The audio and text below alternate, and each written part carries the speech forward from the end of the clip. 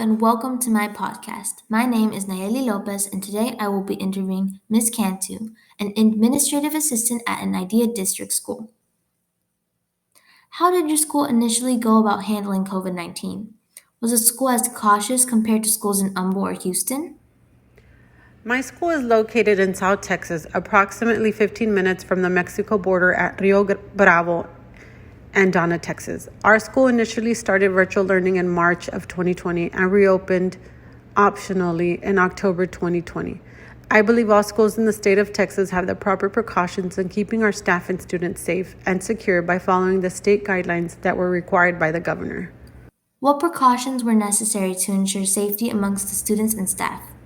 Our school enforced the following precautions: social distancing of 6 feet apart, sanitizing highly touched surface areas, teaching students how to wash hands properly, modeling the proper use of face coverings. What's a rough estimate of the amount of sanitation supplies classes needed and what types? Per week, we average one large sanitizer pump bottle per classroom. We don't allow tissues in the classroom only because students shouldn't be in the classrooms if they're blowing their nose. 10 packages of disinfectant wipes and one box of face masks. Did your school decide to provide free lunches and revoke dress codes? From a school administrator's perspective, why or why not was this beneficial to students or the school? Free lunch was provided and funds were given to the schools by the state to help support families with warm meals daily. Our campus did participate in providing Meals on Wheels and having meals available for pickup at several campuses throughout the district. For the 2021-2022 academic school year, administration did require proper dress code, but were allowing students to wear previous grade level polos because we understood not all families had the resources to purchase the new uniform. Did COVID 19 drastically affect the students' STAR test scores in any particular subjects compared to the other schools? I believe across the state of Texas, the STAR scores have been affected due to the pandemic. These past 2 school years have not been normalcy, therefore academics have been interrupted tremendously.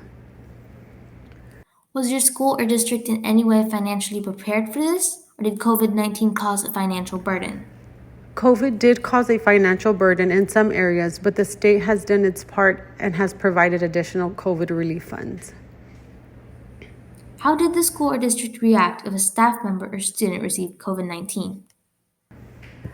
The school district has been very supportive and has provided all staff members with 10 COVID days, not taken from local days or state days, if one has tested positive.